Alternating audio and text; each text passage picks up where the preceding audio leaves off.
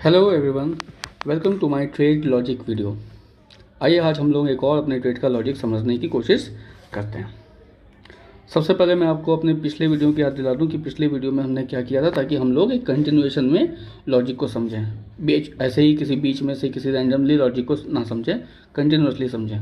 तो पिछले वीडियो में हम देखा था, हमने यहाँ से ट्रेड पकड़ा था। हमने क्या देखा, जब मार्केट यहाँ पर आई तो हमने पीछे जा के क्या देखा कि यहाँ पर एक ऑर्डर ब्लॉक अनमिटिगेटेड पड़ा है। तो मार्केट ने जैसे ही इसको टैप किया, हम लोग तुरंत लोअर टाइम फ्रेम पे गए थे। मार्केट स्ट्रक्चर शिफ्ट देख करके हमने यहाँ से पीओआई देख करके यहाँ तक का ट्रेड पकड़ा था। मैंने आपको बताया था कि हम सिर्फ यहाँ तक ही ट्रेड लेंगे। पिछली वीडियो में आप साफ साफ देख सकते हैं, जा करके जो नए व्यूअर्स आए हैं वो पिछली वीडियो में देख सकते हैं कि सिर्फ यहाँ तक का मैंने ट्रेड बताया था, क्योंकि इसके नीचे ये एफपीजी था और ये ऑर्डर ब्लॉक था, जो कि मैंने बताया था कि ये मार्केट को फिर यहाँ से अपसाइड के लिए पुश कर देंगे।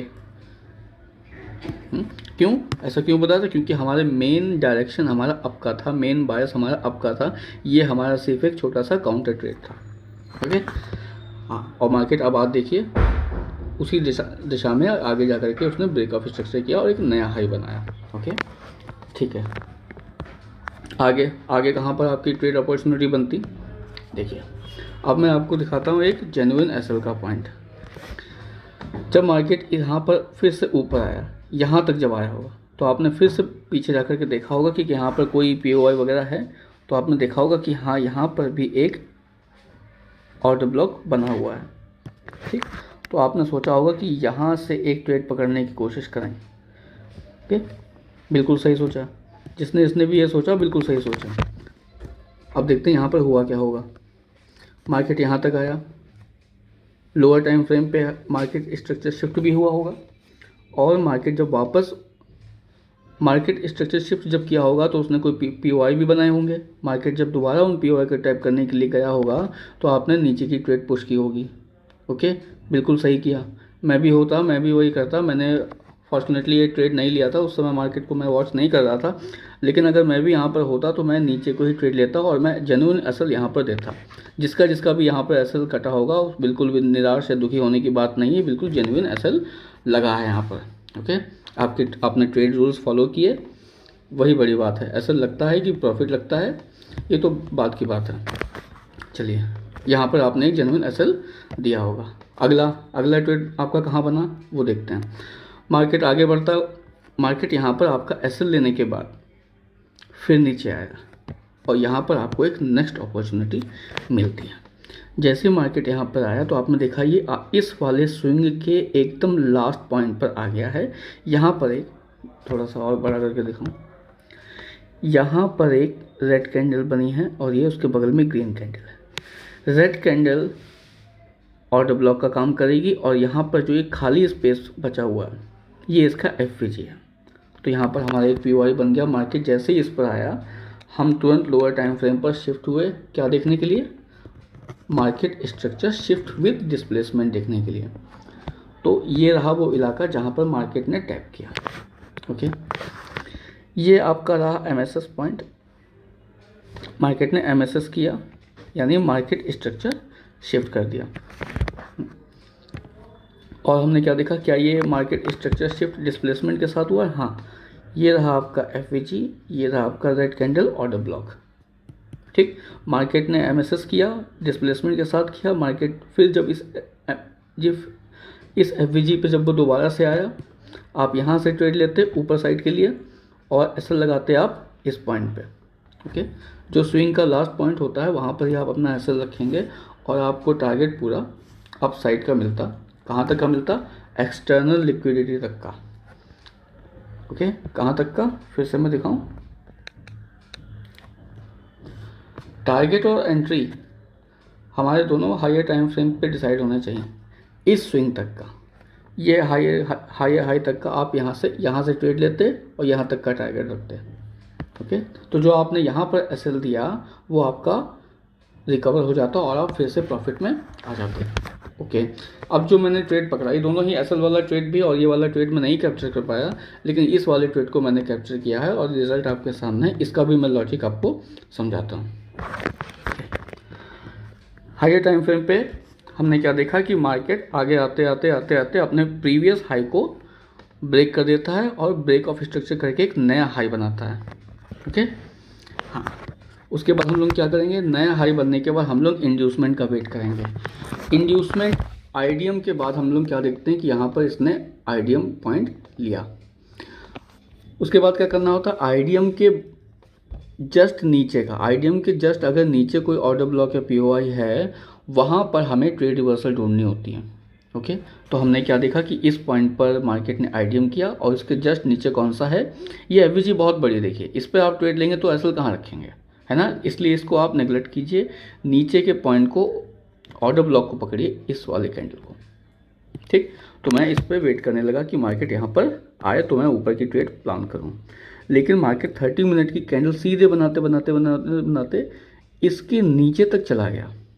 तो मुझे लगा कि ये तो फेल हो गया, ये ऑर्डर ब्लॉक तो फेल हो गया। लेकिन मार्केट ने जब यहाँ तक रैली कर दी, इस यहाँ से आने के बाद मार्केट यहाँ तक चला गया, तो ये इतनी आसान बात नहीं है। मुझे लगा कि नीचे कोई स्ट्रांग एरिया जरूर होगा जिसने मार्केट को यहाँ से लेके यहाँ तक पुश किया। ठीक, तो मैंने पीछे देखा, ये वाला तो कैंसिल आउट हो चुका है, इसको छोड़िए, इसके भी पीछे मैंने देखा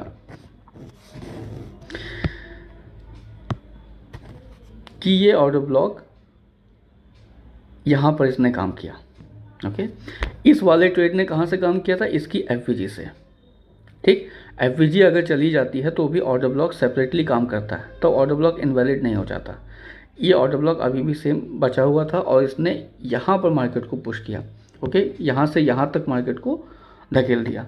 तुरंत ही हम लोग लोअर टाइम फ्रेम पर आएंगे, मार्केट का स्ट्रक्चर देखेंगे यहाँ पर।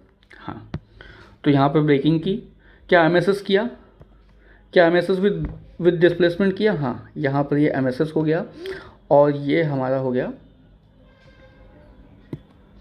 ये सब हमारा डिस्प्लेसमेंट हो गया एफवीजी के रूप में। ओके, अब हम क्या करेंगे, मार्केट को दोबारा से यहाँ पर आने का वेट करेंगे और अप साइड की डायरेक्शन में ट्रेड लेंगे। अब एक जेन्युइन प्रॉब्लम एसएमसी में क्या आती है वो मैं आपके साथ बताऊं। मार्केट जब मार्केट स्ट्रक्चर शिफ्ट कर देता है, तो जो मार्केट स्ट्रक्चर शिफ्ट का जो लेग होता है, इसमें मल्टीपल्स एफवीजी और ऑर्डर ब्लॉक बन जाते हैं। तब हमें कंफ्यूजन होता है कि हम कौन सा एफवीजी, कौन सा ऑर्डर ब्लॉक को सही माने, किस पर से ट्रेड लें, किसको छोड़ें, और इसका लॉजिक आपको कहीं नहीं मिलेगा। कोई भी आप वीडियो देख लीजिए, कुछ भी नहीं, सही से कुछ भी नहीं बताते हैं, कुछ भी बता के निकल जाते हैं। उन्होंने अपना पल्ला झाड़ लिया, कुछ भी बता के निकल गए, कुछ समझ में नहीं आता। जो कंफ्यूज थे वो कंफ्यूजन में ही रहते हैं हमेशा। इसके लिए मैंने आप क्या तरीका मेरा है, अगर लोअर टाइम फ्रेम पर मल्टीपल, अगर आप जिस टाइम फ्रेम पर एंट्री ढूंढ रहे हैं उस पर मल्टीपल एफवीजी या ऑर्डर ब्लॉक या पीओआई बने हुए हैं और आपको कंफ्यूजन हो रहा है कि मार्केट एक्चुअल कहाँ से मूव लेगा, तो आप क्या करिए, एक एक करके अपना टाइम फ्रेम बढ़ाइए। देखिए 3, कब तक बढ़ाएंगे आप, एक एक करके अपना टाइम फ्रेम ऊपर के लिए बढ़ाइए, टाइम फ्रेम को बढ़ा कीजिए। उससे क्या होगा, तब तक बढ़ाते रहिए जब तक आपके मल्टीपल जो पीओआई बने हुए हैं वो सारे आपस में सब्ज्यूम होकर, कंज्यूम होकर के सिंगल ऑर्डर ब्लॉक या सिंगल एफवीजी में ना तब्दील हो जाएं तब तक। और जब सब कुछ सिंगल हो जाएगा तब आपको पास कन्फ्यूज़न ख़त्म, मल्टीपल ऑर्डर ब्लॉक ख़त्म, तो आपका कन्फ्यूज़न भी ख़त्म। अब आपके सामने एक सिंगल ऑर्डर ब्लॉक होगा, एक सिंगल एफवीजी होगी, जहाँ से आपको ट्रेड लेने में आसानी होगी। ओके, ये देखिए जहाँ मैंने 3 मिनट से 5 मिनट में शिफ्ट हुआ, तो जो मल्टीपल यहाँ पर बने हुए थे वो देखिए, एक एफवीजी, एक ऑर्डर ब्लॉक। आपको कन्फ्यूज़न है? नहीं है? अच्छा ठीक, अब अगला कन्फ्यूज़न, ट्रेड यहाँ से क्यों नहीं लिया, मार्केट तो यहीं पर एफवीजी पर आ गया, यहाँ से क्यों नहीं लिया, यहाँ से क्यों नहीं लिया, यहीं से क्यों लिया। यहाँ से अब आप जब लेंगे तो आप एसएल कितना लंबा रखेंगे, यहाँ से ट्रेड लेने में आपका एसएल बहुत बड़ा हो रहा है, आपका रिस्क टू रिवॉर्ड रेशियो ख़राब हो रहा है। ओके, मार्केट अगर मान लीजिए आपने यहाँ लिया और एसएल लेने आ गया, तब यहाँ की लिक्विडिटी लेने आ गया, तब तो आपका लंबा एसएल लग जाएगा। जब भी आपकी एफवीजी बड़ी हो और आपका रिस्क टू रिवॉर्ड रेशियो ख़राब कर रही हो, तब आप एफवीजी को नेगलेक्ट करके सिर्फ ऑर्डर ब्लॉक पे भरोसा रखिए। इसीलिए मैंने यहाँ पर ट्रेड नहीं लिया, यहाँ पर ट्रेड नहीं लिया, यहाँ पर ट्रेड नहीं लिया। अब आपको लॉजिक क्लियर हुआ। इसके बाद भी अगर आपको कोई कन्फ्यूज़न है तो आप कमेंट पे लिखिए, कन्फ्यूज़न अपना लिखिए, मैं उसका नेक्स्ट वीडियो में आपको आंसर दूंगा। तो जब यहाँ पर ऑर्डर ब्लॉक पे आया मार्केट, तुरंत मैंने यहाँ से अप साइड की पोजीशन बनाई। टारगेट कहाँ पर रखूँगा, फिर अगेन हायर टाइम फ्रेम पे जाएंगे, वहाँ पर टारगेट अपना डिसाइड करेंगे। यहाँ से लिया, हाँ अब देखिए टारगेट भी डिसाइड करना बहुत बहुत क्रूशियल पॉइंट है एसएमसी के अंदर। ध्यान से समझिए, नहीं तो मार्केट का रिवर्सल देके आपका एसएल ले जाएगा, आप जान नहीं पाएंगे। हमने यहाँ पर अपनी एंट्री बनाई, कहाँ तक अपना टारगेट रखेंगे, यहाँ तक अपना फर्स्ट टारगेट रखेंगे। क्यों? क्योंकि यहाँ पर एक ग्रीन कैंडल देखिए ऑर्डर ब्लॉक है, उसके नीचे इतनी बड़ी एफवीजी है। अब फिर से वही सवाल, एफवीजी तो इतनी बड़ी है, कहाँ से मार्केट रिवर्स करेगा? जब भी एफवीजी बड़ी हो तो उसको आप नेगलेक्ट कर दिया करिए, सिर्फ ऑर्डर ब्लॉक पे ध्यान रखा करिए। पहला टारगेट हमने अपना यहाँ तक रखा, इस ऑर्डर ब्लॉक तक। जब मार्केट ने इसको पूरा कर लिया तो नेक्स्ट टारगेट रहेगा एक्सटर्नल लिक्विडिटी। मार्केट ने इसे भी पूरा कर लिया और हमारा पूरा टारगेट डन हो गया। ओके, आई होप आपको सब कुछ क्लियर हो गया हो। मैंने जो एसएमसी में जो मेजर कंफ्यूजन होते हैं कि एंट्री कहाँ से लें, भाई सब कुछ तो ठीक है, लेकिन जो एसएमसी का एंट्री मॉड्यूल है वो बहुत कंफ्यूजन वाला है। मैंने उसमें भी एक आने वाली कंफ्यूजन का आंसर देने की कोशिश की। उसके बाद भी आपको अगर कुछ भी समझ नहीं आता है तो हमें कमेंट करके ज़रूर बताइए, हम उसका ज़रूर सोल्यूशन देने की आपको कोशिश करेंगे। तब तक हमारे वीडियो को देखते रहिए। अगर आपको कुछ भी समझ आ रहा है, हेल्प मिली हो तो हमारे वीडियो को लाइक कीजिए। जो एसएमसी सीखना चाहते हैं उन तक हमारे वीडियो को शेयर कीजिए अपने दोस्तों तक, और जो भी कन्फ्यूज़न हो हमें बताते रहिए, हम अपने नेक्स्ट वीडियो में उसको रिजॉल्व करेंगे। तब तक के लिए सभी का थैंक यू। हमारे चैनल को लाइक कीजिए, सब्सक्राइब कीजिए, शेयर कीजिए, हमारे साथ बने रहिए। सबको थैंक यू।